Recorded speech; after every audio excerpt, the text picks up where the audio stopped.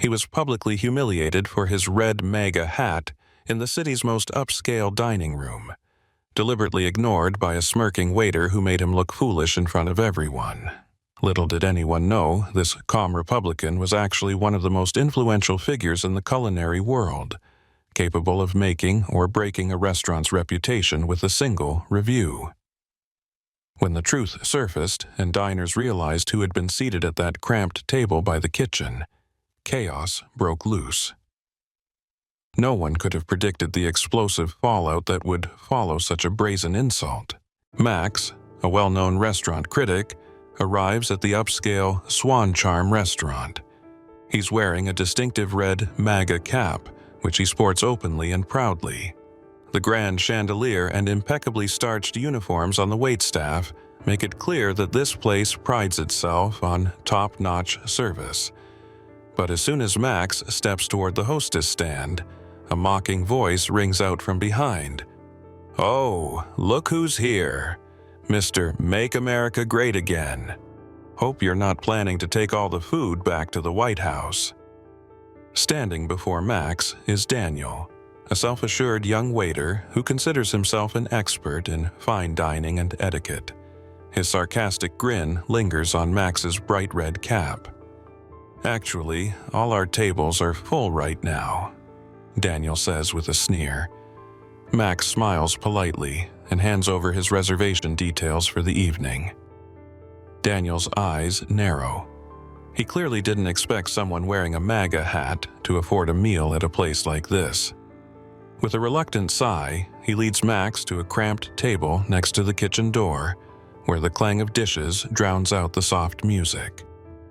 "Well, here you are. Normally, we wouldn't seat our best guests here," Daniel says, curling his lips in a smirk.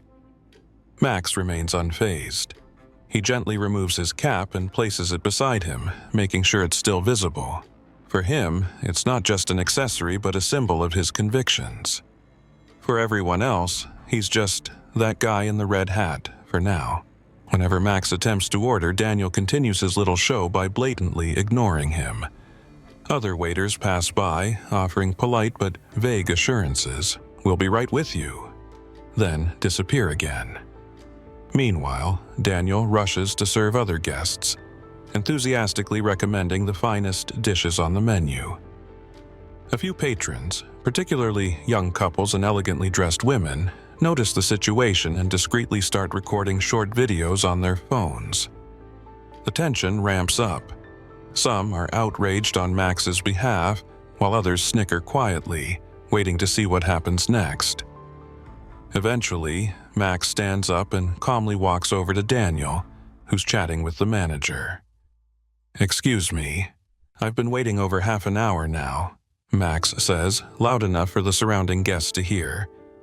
"We're understaffed at the moment," Daniel replies, rolling his eyes with theatrical flair.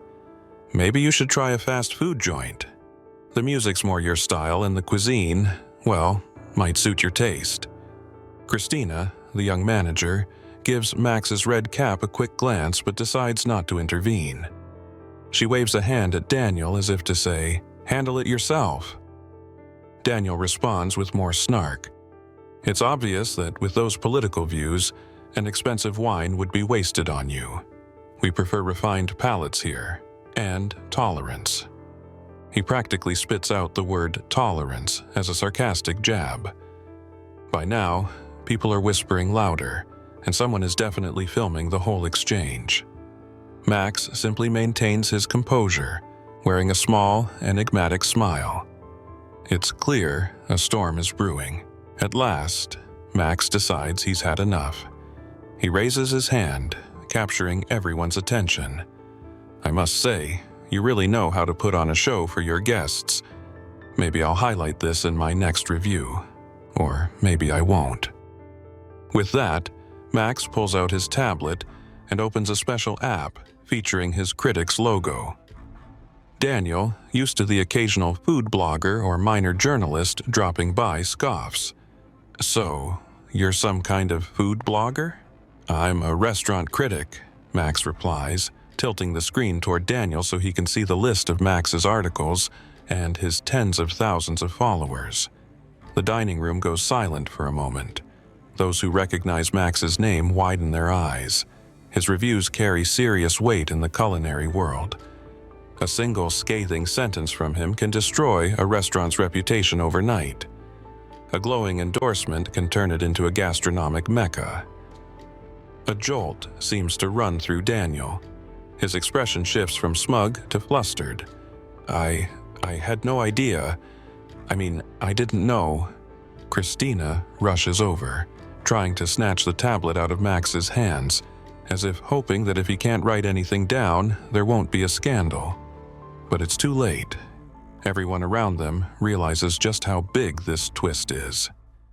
A few patrons applaud quietly, others keep recording, and some are just stunned, wondering how they overlooked such an important guest. Realizing the situation has spiraled, Daniel scrambles to explain himself. I really didn't mean to offend you. It's just that we have strict rules here, and you know how it is. Max smiles politely and places his MAGA cap back on his head.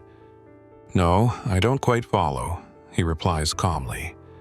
But I'm sure my readers will appreciate your unique approach to hospitality. Sensing the looming PR disaster, Christina grabs an expensive bottle of champagne from the bar and rushes over, pleading with Max to move to a VIP table.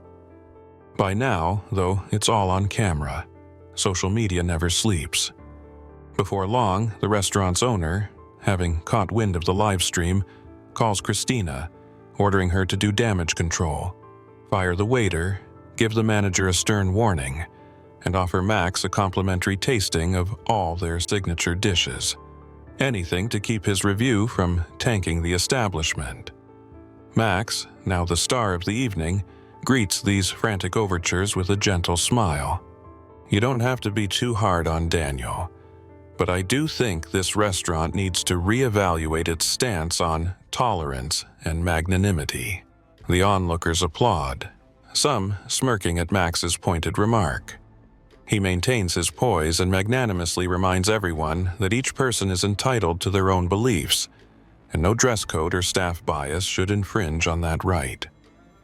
Eventually, Max leaves Swan Charm just as quietly and composed as when he arrived. Yet a sense of impending scandal lingers in the air. What he'll write in his review remains a mystery. Perhaps there will be a wry note about the theatrical entrance experience, or maybe Swan Charm will lose its coveted stars entirely. One thing is certain: never judge someone by their hat, because behind it might stand someone far more influential than meets the eye.